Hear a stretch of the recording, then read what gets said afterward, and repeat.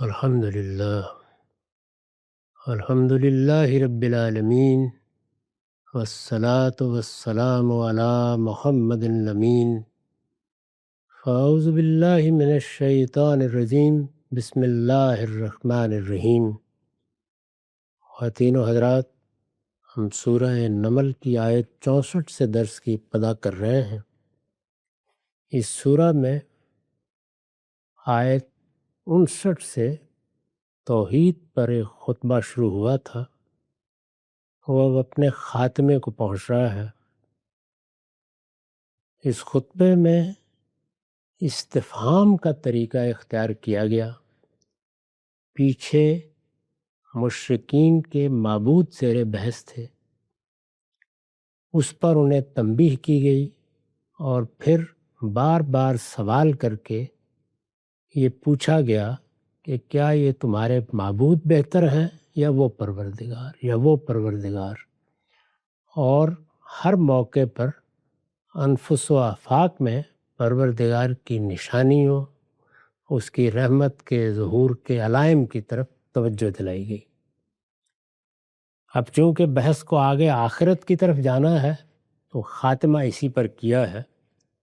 امن یبدأ الخلق ثم یعیدہ، کیا یہ بہتر ہے، یعنی وہی اسلوب، اسی طریقے سے استفہام کا انداز، کیا یہ بہتر ہے یعنی یہ تمہارے معبود بہتر ہیں، یا وہ پروردگار جو خلق کی ابتدا کرتا ہے۔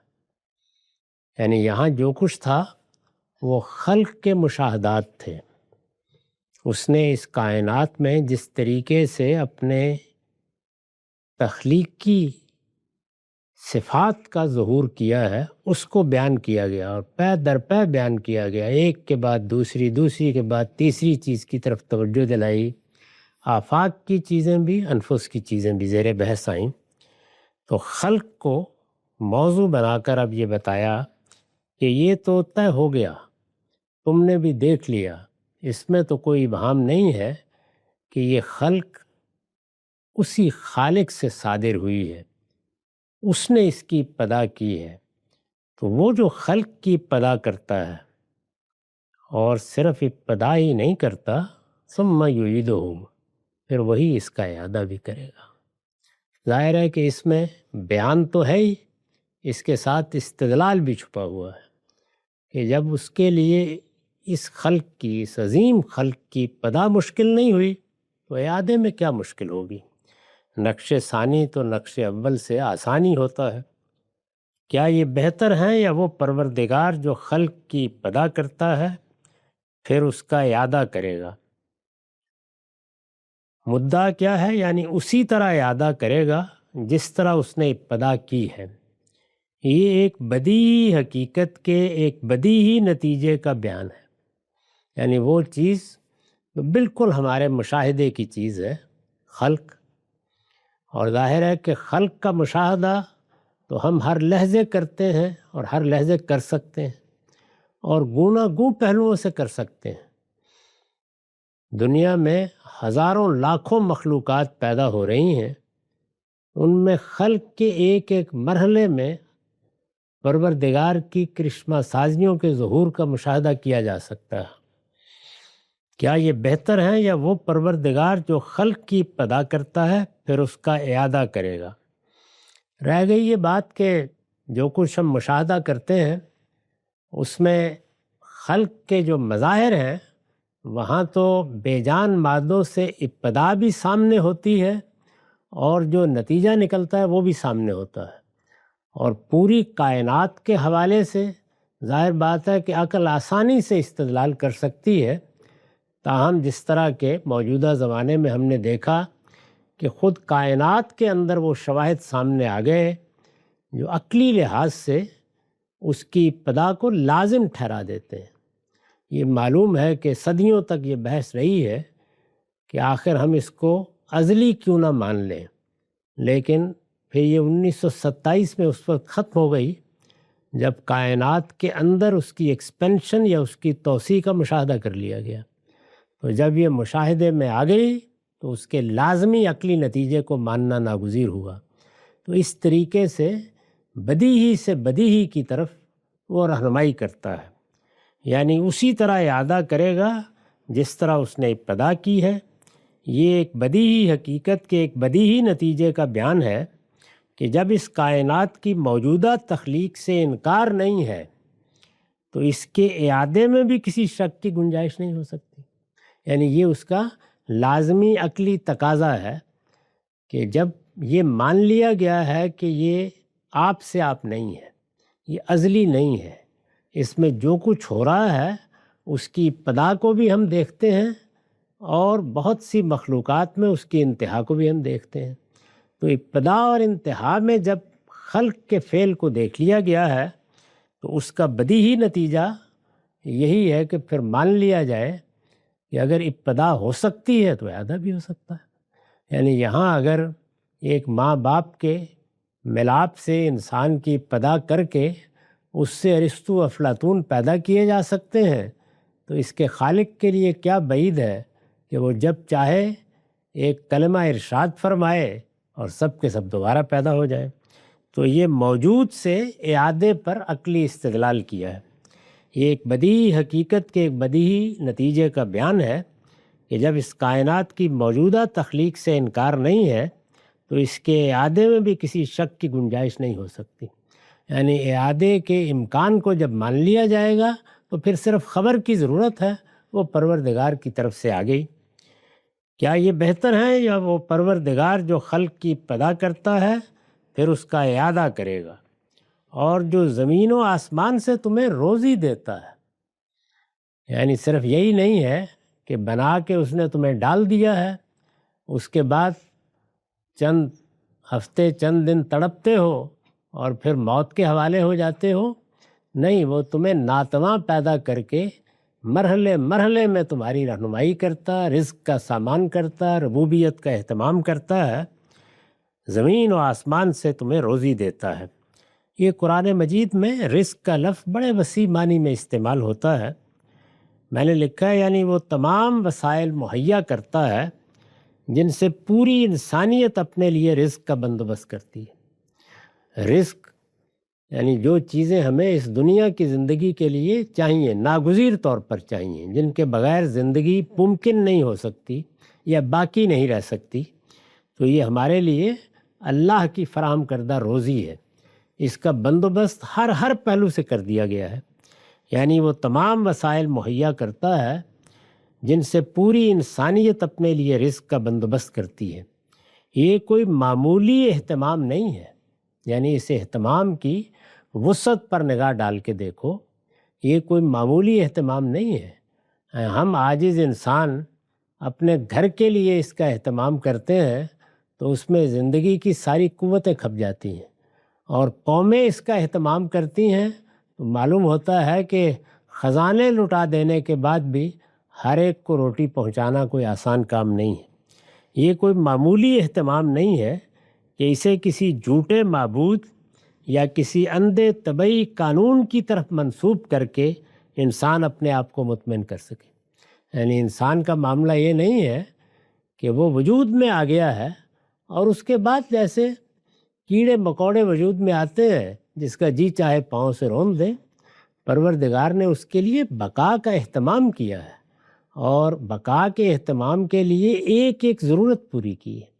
سانس لینے کے لیے کس چیز کی ضرورت ہے، اس کے اندرونی نظام کو حرکت میں رہنے کے لیے کس چیز کی ضرورت ہے، کون سی غذائیں ہیں جو اس کے لیے ناگزیر ہیں، کن چیزوں کے لیے اس میں اشتہا رکھنی ہے، اس کے لیے کیا سامان کرنا ہے، سب کچھ مہیا کیا ہے۔ یہ کوئی معمولی اہتمام نہیں ہے کہ اسے کسی جھوٹے معبود یا کسی اندھے طبعی قانون کی طرف منسوب کر کے انسان اپنے آپ کو مطمئن کر سکے۔ تو ارشاد فرمایا کہ من یرزقکم من السماء والارض، پھر وہی سوال اِلٰہٌ مع اللہ، کیا اللہ کے ساتھ کوئی اور معبود بھی ہے ان سب کاموں میں شریک؟ ان سے کہو قل ہاتوا برہانکم ان کنتم صادقین۔ اب ظاہر ہے کہ استدلال کے تمام پہلوؤں کو واضح کرنے کے بعد خاتمہ اسی پر ہونا چاہیے تھا، ان سے کہو کہ اپنی دلیل لاؤ اگر تم سچے ہو، ہاتوا برہانکم ان کنتم صادقین۔ اس پر حاشیہ ہے یعنی اپنے اس دعوے میں سچے ہو کہ اس کی خدائی میں کچھ دوسرے بھی اس کے ساتھ شریک ہیں. یہ دعویٰ ہے جس کے جواب میں یہ خطبہ ارشاد ہوا. یعنی اپنے اس دعوے میں سچے ہو کہ اس کی خدائی میں کچھ دوسرے بھی اس کے ساتھ شریک ہیں. استاذ امام لکھتے ہیں اس ساری بحث کا خلاصہ 2 لفظوں میں یوں پیش کیا جا سکتا ہے کہ جو خدا کو نہیں مانتا ان سوالوں کا، یہ جو سوال پے در پے کیے گئے ہیں، کیا یہ بہتر ہے، اور پھر آخر میں الہم مع اللہ، اس ساری بحث کا خلاصہ 2 لفظوں میں یوں پیش کیا جا سکتا ہے کہ جو خدا کو نہیں مانتا ان سوالوں کا کوئی اطمینان بخش جواب دے جو اوپر مذکور ہوئے، اور اگر مانتا ہے لیکن اس کے ساتھ دوسرے خداؤں کو بھی شریک کرتا ہے تو وہ ان خداؤں کے حق میں دلیل پیش کرے. دلیل و ثبوت کی ذمہ داری بہرحال منکروں یا مشرکوں پر ہے، اس لیے کہ انکار کا دعویٰ بھی وہی کر رہے ہیں اور دوسروں کو شریک ٹھہرانے کا دعویٰ بھی وہی کر رہے ہیں. خدا کے ماننے والوں پر کسی چیز کو ثابت کرنے کی ذمہ داری عائد نہیں ہوتی، وہ تو ایک بدیہی حقیقت کو مانتے ہیں، یعنی اس کے لیے کسی استدلال کی ضرورت نہیں ہے. تو اس لیے فرمایا کہ ہاتو برہانکم ان کنتم صادقین، ان سے کہو کہ اپنی دلیل لاؤ اگر تم سچے ہو. یہاں یہ خطبہ ختم ہوتا ہے، یعنی یہ حصہ پایہ تکمیل کو پہنچ جاتا ہے. اس کی روشنی میں اس بات کو بھی سمجھا جا سکتا ہے جس کی طرف میں نے بارہا توجہ دلائی ہے کہ اللہ تعالیٰ نے جو ہدایت اپنی کتابوں کی صورت میں نازل کی ہے وہ اس وقت ہمارے پاس موجود ہے، یعنی تورات بھی، اسی طرح زبور بھی، ایسے ہی انجیل بھی، انبیاء کے صحائف بھی. ان کو دیکھنے کے بعد ہر شخص اندازہ کر سکتا ہے کہ اس میں مختلف طریقے اختیار کیے گئے ہیں. مثال کے طور پر تورات میں یہ طریقہ اختیار کیا ہے کہ اللہ تعالیٰ نے جو انفرادی اور اجتماعی زندگی کے لیے قانون انسان کو دیا ہے، جس کو ہم شریعت کہتے ہیں، یا قرآن مجید نے اس کے لیے منہاج کا لفظ بھی اختیار کیا ہے، زندگی گزارنے کا منہاج عطا فرمایا ہے، وہ اسی کو بیان کرتی ہے.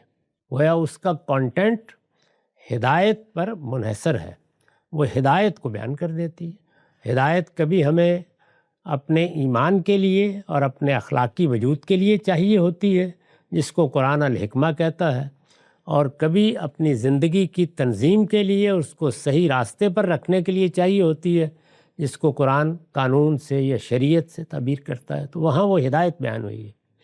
اسی طریقے سے زبور پروردگار عالم کی تمجید کا مضمور ہے، یعنی اس میں بندہ اپنے ایمان کی حقیقت کو اپنی روح کی گہرائیوں میں جس طرح محسوس کرتا ہے اسے مناجاتوں کی صورت دے دی گئی ہے.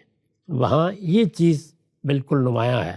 اس میں بھی اگر دیکھیے تو اصلاً ہدایت ہی کا کانٹینٹ ہے جس کو بیان کیا گیا ہے. اور اسی طرح جیسے کہ میں نے عرض کیا کہ الحکمہ یا ایمان و اخلاق وہ بھی ہدایت کا بنیادی حصہ ہے. انجیل میں وہ زیر بحث ہے. اور اگر تورات میں یہ جو ہمارے پاس اس وقت بائبل ہے اس میں آپ انبیاء کے صحائف دیکھیں تو ان کا بھی زیادہ تر موضوع یہی ہے، یعنی سیدنا مسیح نے جس طریقے سے بیان کیا ہے. تاہم آپ کہہ سکتے ہیں کہ ان میں جگہ جگہ انذار کا پہلو نمایاں ہو گیا ہے. یعنی انبیاء علیہم السلام کے جو صحائف بائبل کے اس حصے میں نقل ہوئے ہیں وہ آپ کسی کو بھی دیکھ لیں، نہمیہ کو دیکھ لیں، یرمیہ کو دیکھ لیں، یسیہ کو دیکھ لیں، دانیال کو دیکھ لیں، اس میں بنی اسرائیل کو ان کے کرتوتوں کے بارے میں تنبیہ کی گئی ہے، خبردار کیا گیا ہے. تو اس سے صاف معلوم ہوتا ہے جو مختلف مقاصد ہیں ان کو سامنے رکھ کر کسی جگہ ہدایت بیان کی گئی ہے اور کسی جگہ دعوت، تنبیہ اور انذار ہے. قرآن مجید کے بارے میں بارہا توجہ دلائی جا چکی ہے کہ وہ ان سب کا مجموعہ ہے، یعنی اس کے اندر ہدایت بھی بتمام و کمال بیان ہوئی ہے. وہ بالکل درست کہتا ہے کہ وہ تفصیلاً لکل شیء ہے، اس نے پوری ہدایت کو بیان کر دیا ہے. اس کے ساتھ وہ اپنا استدلال بھی بیان کرتا ہے، یعنی اسے کسی علم کلام کی ضرورت نہیں ہے، وہ اپنا علم کلام ساتھ لے کے آیا ہے. وہ صرف ہدایت کو بیان نہیں کرتا بلکہ یہ بتاتا ہے کہ اس کا استدلال کیا ہے۔ تو یہاں دیکھیے ہم نے توحید پر اس کے استدلال کا ایک خطبہ سنا ہے، یعنی اس میں وہ کس کس طریقے سے انفس و آفاق کے شواہد پیش کرتا ہے، اور پھر جن جگہوں پر تاریخ سے استشہاد کرتا ہے وہ ہم اس سے پیچھے تفصیل کے ساتھ اسی سورہ میں دیکھ چکے ہیں۔ تو انفس سے استدلال، آفاق سے استدلال، تاریخ سے استدلال، گویا قرآن مجید اپنی ہدایت کے لیے دلائل بھی خود پیش کر دیتا ہے، اس کے لیے کسی دوسری جگہ سے استدلال مستعار لینے یا ہمیں اپنی منطق کا لام لگانے کی ضرورت نہیں ہے۔ اور اس کے ساتھ اس نے جو اسلوب اختیار کیا ہے وہ انذار کا ہے، یعنی دعوت کا، خبردار کرنے کا، توجہ دلانے کا۔ تو اس لحاظ سے وہ گویا پچھلے سارے ذخیرے کے لیے مہمن بن گیا ہے، یعنی وہ سارے اوصاف اس میں آ گئے ہیں۔ چنانچہ اب وہی کتاب ہے جو ہمارے لیے دعوت کی کتاب ہے، وہی کتاب ہے کہ جس کے ذریعے سے ہم اس کے استدلال کو دنیا تک پہنچا سکتے ہیں، اور ہدایت تو بہرحال اس میں بیان ہوئی ہے۔ تو اس سے آپ اندازہ لگا سکتے ہیں کہ جب یہ کہا جاتا ہے کہ قرآن اپنا استدلال بھی ساتھ لے کے آیا ہے تو اس سے کیا مراد ہے۔ اس کے بعد ارشاد ہوا قل لا یعلم من فی السماوات والارض الغیب الا اللہ وما یشعرون ایان یبعثون۔ قیامت پیچھے زیر بحث آ گئی تھی، اس سے اب التفات ہوا، یہ عذاب کے لیے جلدی بچاتے ہیں، یعنی جب دلیل ختم ہو جاتی ہے۔ انسان کی یہ کمزوری ہے، یعنی ہونا تو یہ چاہیے، اور ایک صاحب عقل مخلوق کا شرف یہی ہے کہ وہ کبھی استدلال کا دامن ہاتھ سے نہ چھوٹنے دے، اختلاف کرے، اتفاق کرے۔ کوئی مقدمہ اس کے نزدیک زیادہ محکم ہے، کسی مقدمے کی وہ تردید کرنا چاہتا ہے، کرے، لیکن اس سے توقع یہی ہے، اس کے شعور کی ساخت کا تقاضا یہی ہے، اس کی شخصیت اسی کو لازم ٹھہراتی ہے کہ وہ کسی حال میں استدلال سے پیچھے نہ ہٹے، دلیل کی بنیاد پر بات مانے، دلیل کی بنیاد پر تردید کرے۔ تو پیچھے ختم کیا نا اسی جگہ، قل ہاتوا برہانکم ان کنتم صادقین، ان سے کہو کہ اپنی دلیل لاؤ اگر تم سچے ہو۔ لیکن انسان کے پاس جب دلیل ختم ہو جاتی ہے تو وہ پھر پستی کا اظہار کرتا ہے۔ پستی کا اظہار کھپلا کر دینے، الزامات لگا دینے، دائیں بائیں نکلنے کی راہیں تلاش کرنے کی صورت میں ہوتا ہے۔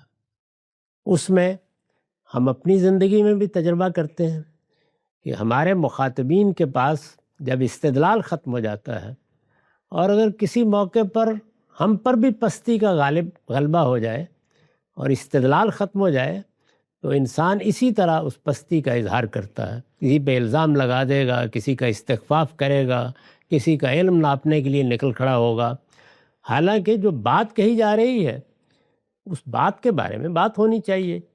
تو قرآن مجید جگہ جگہ یہ بتاتا ہے کہ قرآن چونکہ انذار بھی کر رہا تھا، نذیرا للعالمین ہے، تو اس وجہ سے جب اس کے مخاطبین استدلال میں کوئی بات نہیں کہہ پاتے تو پھر کہتے تھے کہ اچھا یہ جو تم ہمیں دھمکی سنا رہے ہو کہ میری بات کو اگر تم نے توجہ سے نہیں سنا اور نہیں مانا اور انکار پر اصرار کرتے رہے تو عذاب آ جائے گا۔ تو عذاب کے لیے جلدی مچا دیتے تھے۔ تو یہی صورتحال ہر جگہ استدلال کے جواب میں، تو ارشاد ہوا یہ عذاب کے لیے جلدی مچاتا ہے، یعنی بجائے ان دلائل پر غور کرنے کے، بجائے دلائل کی صورت میں اپنی بات کہنے کے، یہ عذاب کے لیے جلدی مچا دیتے ہیں۔ اب عذاب کب آئے گا یہ سوال ہوتا تھا، یعنی تاریخ بتاؤ تو پھر ہم اپنے رویے پر نظر ثانی کر سکتے ہیں۔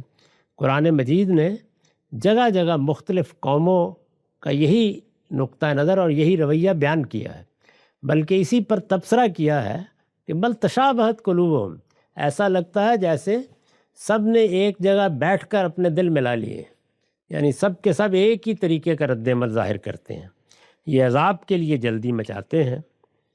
ان سے کہو یہ غیب کی باتیں، یعنی یہ جو چیز ہے عذاب اور قیامت، ظاہر ہے کہ ایک یہ کہ اللہ تعالیٰ اسی دنیا میں کسی قوم کی گرفت کرے جیسے اس نے پیغمبروں کو بھیجنے کے بعد کی، اس میں بھی بتا دیا جاتا ہے کہ پیغمبر آ گیا ہے، اور پیغمبر کے بارے میں سنت الہی یہی ہے کہ مان لو گے تو سرفرازی حاصل کرو گے، اور انکار پر اصرار کرو گے تو اللہ تعالیٰ کا تازیانہ تمہاری پیٹھ پر اسی دنیا میں برس جائے گا۔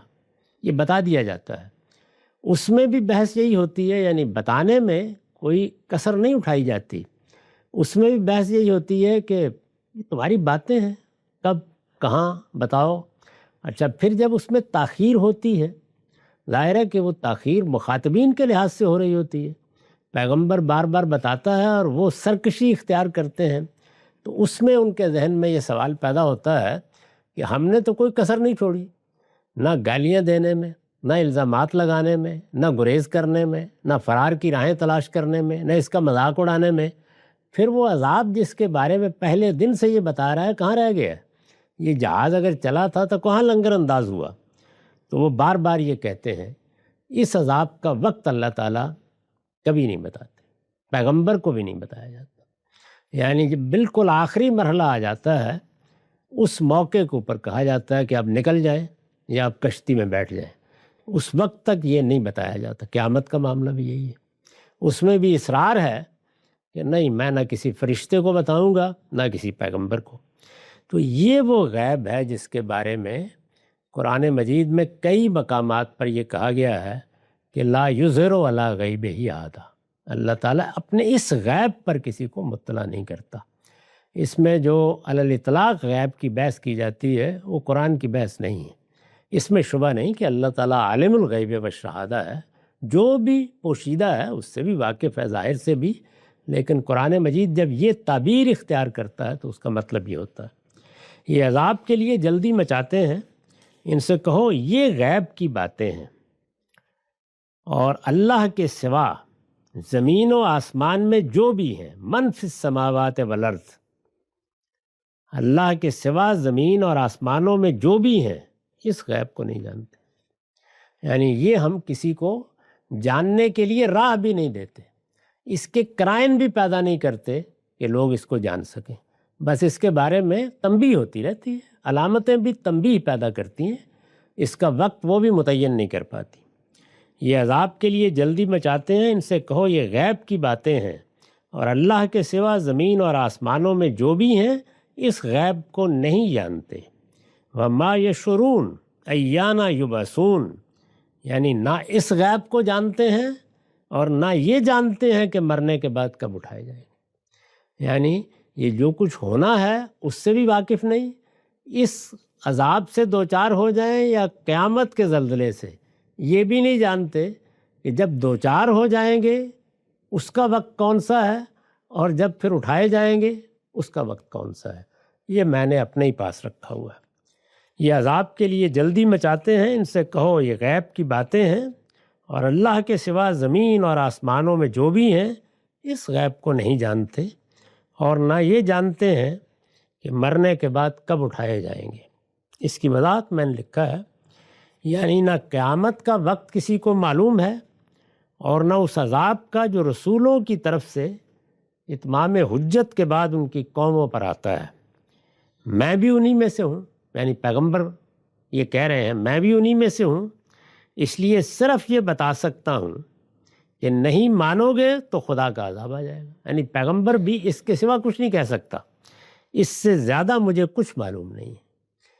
پیغمبروں کو آخری مرحلے پر قرآن نے اس کی مثالیں ذکر کی ہیں، آخری مرحلے میں بھی خیال ہوتا ہے کہ شاید ٹل جائے گا معاملہ، لیکن پھر انہیں بتا دیا جاتا ہے، اور اس میں بھی جس طرح کے ایک موقع پر فرمایا ہے کہ یہ بستی چھوڑ دو، اور دیکھو چھوڑتے وقت پیچھے مڑ کے بھی نہیں دیکھو گے، اس سے نکل جاؤ، اب ہم نمٹنے والے ہیں ان سے۔ قل لا یعلم من فی السماوات والارض الغیب الا اللہ وما یشعرون ایانہ یبعثون بل ادارک علمہم فی الآخرہ۔ اب تبصرہ کیا ہے کہ یہ توحید کے واضح دلائل، کیا وجہ ہے کہ انسان اس کے باوجود شرک کرتا ہے؟ یہ ذات باری کا گویا عقلی مشاہدہ جو اس دنیا میں ہو رہا ہے، پھر کیا وجہ ہے کہ انسان اس پروردگار سے گریزاں ہو جاتا ہے یا اس کا انکار کر دیتا ہے؟ تو فرمایا کہ اس کے پیچھے ایک خاص طرح کا رد عمل ہوتا ہے، یعنی ایسا نہیں ہے کہ انسان استدلال کی بنیاد پر مطمئن ہو جاتا ہے ان چیزوں کے بارے میں۔ خاص شرک پر تنبیہ کی گئی اور صدیوں کی ہے پیغمبروں نے، یعنی شرک کی تہذیب کا کم و بیش 3000 سال تک دنیا پر معلوم تاریخ میں غلبہ رہا ہے۔ اس میں بادشاہتیں شرک نے قائم کی ہیں، تہذیبیں شرک نے اٹھائی ہیں، اور انہی کی بنیاد پر گویا تمدن اپنی ساری شان کے ساتھ نمودار ہوا ہے، شرک کی تہذیبیں۔ اسی طریقے کا معاملہ کم و بیش اب ہم الحاد کے بارے میں دیکھ رہے ہیں۔ تو یہ صورتحال کیوں پیدا ہوتی جب کہ بات بدی ہی ہے، واضح ہے؟ فرمایا کہ اس میں اصلی مسئلہ صرف ایک ہے، اگر دین کی دعوت میں سے قیامت کے دن اٹھنا اور اللہ کی بارگاہ میں پیش ہونا یہ نکال دیا جائے تو پھر کوئی مسئلہ نہ ہوتا۔ اس سے اصل میں کچھ مطالبات پیدا ہو جاتے ہیں اور جواب دہی کی ایک دنیا وجود میں آ جاتی ہے۔ پھر انسان کو صرف کسی چیز کا اقرار، یعنی ایسا نہیں ہے کہ چلتے پھرتے بچے مان لیں کہ زمین سورج کے گرد گھوم رہی ہے، یہ اتنی بات نہیں ہے۔ اس کے کچھ نتائج و عواقب ہیں، وہ قیامت پیدا کرتی ہے، اس پر تبصرہ کیا ہے۔ بل ادارک علمہم فی الآخرہ، تمہارا خیال ہے کہ اس بات کو سمجھتے نہیں ہیں؟ یعنی یہ جو کچھ ہم نے اوپر بیان کیا ہے، کیا خیال ہے کہ اس کے بارے میں کوئی مسئلہ ہے؟ استدلال کے مقابل میں اگر خاموشی ہوئی ہے تو باطن گواہی دے رہا ہے اس بات کی کہ صحیح چیز کیا ہے۔ تمہارا خیال ہے کہ یہ اس بات کو سمجھتے نہیں ہیں؟ ہرگز نہیں، بلکہ آخرت کے بارے میں ان کا علم الجھ گیا ہے۔ یعنی آخرت کے بارے میں جو یقین، جو شرح صدر، اس میں بھی دیکھیے نا قرآن مجید آخرت سے متعلق ایک خاص تعبیر بعض اوقات بدل کے اختیار کرتا ہے۔ یعنی ایمان باللہ کا ذکر کرے گا، رسولوں پر ایمان کا ذکر کرے گا تو ایمان کا لفظ، لیکن آخرت کے بارے میں بالآخرت ہم یوقنون، یہ ایک خاص یقین کا درجہ ہے جس میں جب آدمی اس چیز کو مان لیتا ہے کہ ایک دن ایسا آنا ہے جس میں مجھے اٹھایا جانا ہے۔ پیغمبروں کی منادی کا اسی لیے ایک سب سے بڑا موضوع یہ ہے، وہ آئے اس لیے ہے کہ لوگوں کو یہ بتا دیں کہ زندگی موت پر ختم نہیں ہو رہی، اس کے بعد تم سب اٹھائے جاؤ گے اور تمہیں اس پروردگار کی بارگاہ میں پیش ہونا ہے۔ تو ارشاد فرمایا کہ یہ اگر یقین ہو، اس میں قطعیت رہے، اس میں اشتباہ پیدا نہ ہو، اس کے بارے میں انسان کسی الجھن میں مبتلا نہ ہو، تو استدلال کے رویے میں کبھی تبدیلی نہیں آتی۔ لیکن جب یہ ہو جاتا ہے تو پھر اصل میں یہ الجھن اس کے زندگی کے ہر معاملے میں الجھنوں در الجھنوں کا ذریعہ بن جاتی ہے۔ تمہارا خیال ہے کہ یہ اس بات کو سمجھتے نہیں ہیں؟ ہرگز نہیں، بلکہ آخرت کے بارے میں ان کا علم الجھ گیا ہے۔ یہ جو ادارہ کا علم الجھ گیا ہے کہ تعبیر اختیار کی ہے، اس کو میں نے واضح کیا ہے، یعنی نہ صریح انکار کر سکتے ہیں نہ ماننا چاہتے ہیں، اس لیے ایک قسم کی ذہنی الجھن میں مبتلا ہو گئے۔ یہ عام طور پر لوگوں کا معاملہ ہے، ان کا علم الجھ گیا ہے۔ بل ہم فی شک منہا، بل ہم منہا امون، ہرگز نہیں، بلکہ آخرت کے بارے میں ان کا علم الجھ گیا ہے، ہرگز نہیں، بلکہ یہ اس کی طرف سے شک میں ہے، بلکہ یہ اس سے اندھے بنے ہوئے۔ یہ ہے اصل بات، یعنی ایک کے بعد دوسری چیز کو اٹھا کر گویا بالکل آخر تک پہنچا دیا ہے کہ یہ مرض ہے جس میں یہ مبتلا ہوئے ہیں۔ چنانچہ میں نے وضاحت میں لکھا ہے کہ یہ لوگ جس مرض میں مبتلا تھے، قرآن نے یہ اس کے تدریجی ارتقاء کو بیان کر دیا ہے۔ استاد امام لکھتے ہیں، یہ ایک حقیقت ہے کہ حقائق سے گریز و فرار کی اصلی علت آخرت سے گریز و فراری ہے۔ آخرت کو مان لینے سے چونکہ انسان پر عظیم ذمہ داریاں عائد ہوتی ہیں، اس وجہ سے وہ اس سے بھاگتا ہے، اور فرار کے لیے چونکہ کوئی راہ نہیں ہے، اس وجہ سے وہ چور دروازے تلاش کرتا ہے۔ یہ چیز اس کو ایک شدید ذہنی الجھن میں مبتلا کر دیتی ہے۔ وہ حقائق سے گریز کرنے کے لیے ان کے اندر شک کے پہلو ڈھونڈتا ہے۔ یہ غیر فطری جستجو اس کو شک کا مریض بنا دیتی ہے، جس کا نتیجہ یہ ہوتا ہے کہ اسے صریح حقائق سے آنکھیں بند کر کے اندھا بننا پڑتا ہے۔ تو یہ دیکھیے ایسا ہی کیا ہے، بلکہ آخرت کے بارے میں ان کا علم الجھ گیا ہے، بلکہ یہ اس کی طرف سے شک میں ہے، بلکہ یہ اس سے اندھے بنے ہوئے ہیں۔ اقول قولی ھذا واستغفر اللہ لی ولکم ولسائر